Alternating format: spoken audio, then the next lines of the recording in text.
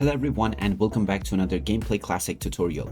In this video, I'm going to show you how you can download and install Doom: The Dark Ages game on your PC. So let's get started right away. First of all, open up the Steam application, and once you are taken into the store page, you can click on the search box.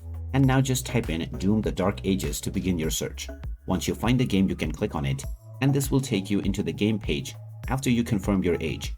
Here you can check out the trailer as well as the reviews. And once you scroll down, you can find the Add to Cart button. Click on this button alongside your preferred bundle or edition of the game.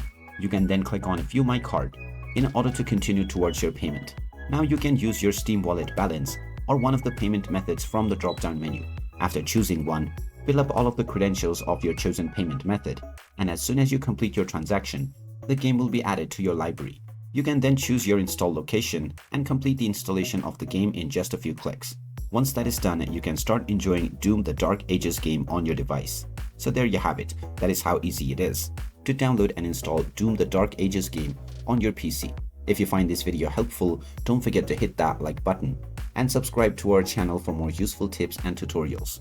Thanks for watching, and I will see you again in the next video.